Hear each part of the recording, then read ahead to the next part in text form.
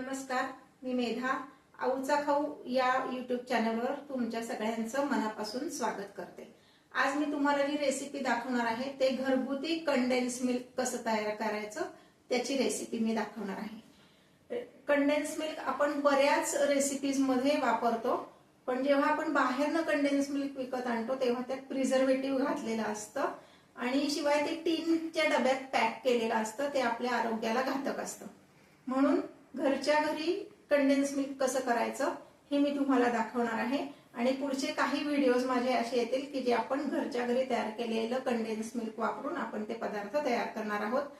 हे condense milk तयार करत असताना मी काही तुम्हाला छोट्या छोट्या टिप्स सांगणार आहे, म्हणून व्हिडिओ पूर्ण पहा आणि पुढच्या जे काही कंडेन्स मिल्क वापरून रेसिपीज करणार आहे ते पण व्हिडिओज नक्की बघा. आता कंडेन्स मिल्क तयार करण्यासाठी मी घेतलेली आहे दूध पावडर 1 कप. तुम्हाला आवडेल त्या ब्रँडची, कुठल्याही ब्रँडची तुम्ही दूध पावडर घेऊ शकता. हा जो कप आहे हा 200 ml चा कप आहे. हा 1 कप मी दूध पावडर घेतलेली आहे. दुसरा पदार्थ आपल्याला लागणार आहे पिठी साखर. ती पण 1 कप घ्यायची, म्हणजे 200 ml पिठी साखर आणि 200 ml मिल्क पावडर असं आपण घेणार आहे. त्यानंतर आपण घेणार आहोत दूध 150 ml. हा जो आहे हा 100 ml चा कप आहे, हा 50 ml चा कप आहे. असं मी 150 ml दूध घेतलेलं आहे. हे जे दूध आहे हे आपण रूम टेम्परेचरचं दूध घ्यायचंय, फ्रीज मधलं काढून लगेच घ्यायचं नाहीये. कंडेन्स मिल्क तयार करण्यासाठी मी एका कढईमध्ये हे जे आपण 100 ml दूध घेतले हे घालते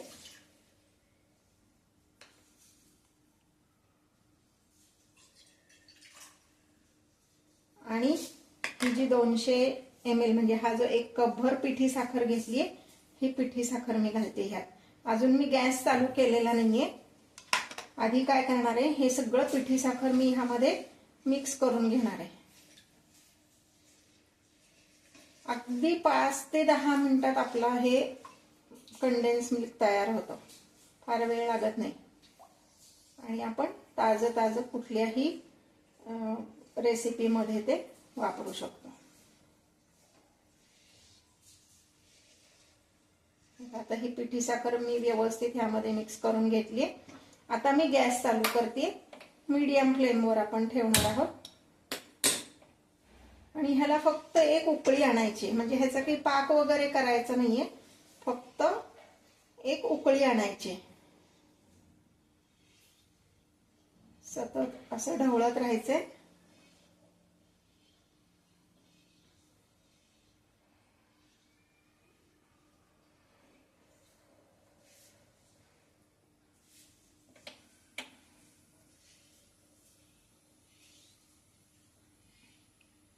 दुधाऐवजी तुम्ही पाणी वापरलं तरी चालेल, पण दूध वापरल्यामुळं त्याला एक छान टेक्स्चर येतं आणि त्याची चव पण छान लागते.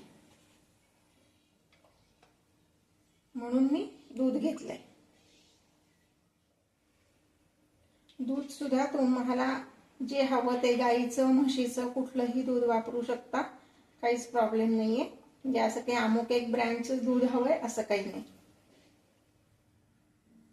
महत्वाची टीप म्हणजे दूध पावडर सुद्धा तुम्हाला हव्या त्या ब्रँडची जरी वापरली तरी ते काय फ्रेश वापरा. फ्रीज मध्ये ठेवलेली दूध पावडर वापरू नका. जर फ्रीज मध्ये ठेवलेली दूध पावडर वापरणार असाल तर ती आधी बाहेर काढून ठेवा, नॉर्मल टेम्परेचरला येऊ द्या आणि मग ती वापरा, म्हणजे मग त्याच्या गुठळ्या होणार नाहीत. खूप जुनी झालेली दूध पावडर पण वापरायची नाहीये. कदाचित खूप जुनी झाली दूध पावडर तर त्याचा चव बदलती, त्याला एक खौट वास असा येतो. त्यामुळे दूध पावडर सुद्धा शक्यतो फ्रेश वापरा. हे पहा, आता हे उकळायला लागलेलं आहे.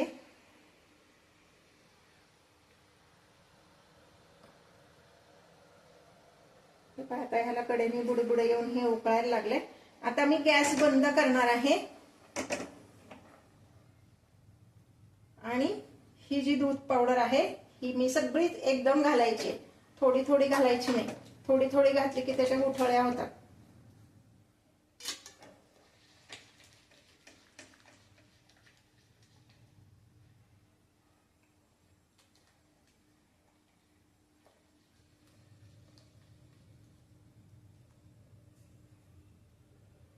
मगाशी मी सांगितलं तसं साखरेचा पाक पण करायचा नाहीये.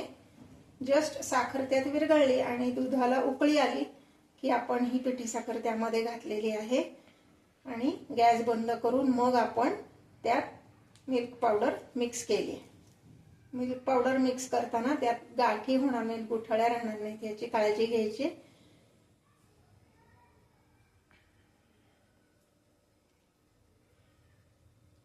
हे पहा, आता ह्या दूध पावडरच्या सगळ्या अशा या गुठळ्या मोडलेल्या आहेत मी. हे आपलं कंडेन्स मिल्क तयार झालेलं आहे. हे ह्याच कढईत आपण ठेवणार आहोत. तेवढ्या उष्णतेवरच ते अजून पुढचं तयार होईल. असं दिसताना जरी पातळ दिसत असलं तरी गार झाल्यावर ते घट्ट होणार आहे. एक महत्वाची टीप लक्षात ठेवायची की आपल्याला दूध पावडर शिजवायची नाहीये. दूध पावडर शिजवली की ते तुमच्या खव्याच्या जवळपास असं तयार होईल. आपल्याला तसं नको, आपल्याला पातळ पाहिजे कंडेन्स मिल्क. त्यामुळं मी गॅस बंद केलाय आणि तेवढ्याच ह्या कढईच्या गरम जे काय हीट आहे त्याच्यावरच ते पुढचं शिजणार आहे. सतत हलवायची पण काही गरज नाहीये. आता हे मी असंच ठेवणार आहे. झाकण ठेवायचं नाही, कारण त्याची वाफ जर त्यात पडली तर ते पातळ होईल आणि टिकणार नाही. आता हे कंडेन्स मिल्क किती दिवस टिकतं, तर फ्रीज मध्ये जर आपण ठेवलं तर महिनाभर हे व्यवस्थित टिकतं. छान एखाद्या प्लॅस्टिकच्या घट्ट झाकणाच्या डब्यात ठेवायचं, घालून ठेवायचं गार झाल्यानंतर. तर नंतर हे आपलं महिनाभर टिकतं. हे पहा, आता हे गार झालेलं आहे कंडेन्स मिल्क. हे पहा, ह्याची कन्सिस्टन्सी अशी आलेली आहे. जर तुम्हाला असं वाटलं की ह्यात दूध पावडरच्या थोड्याशा गुठळ्या राहिल्या तर हे मिक्सर मधनं काढलं तरी चालणार आहे.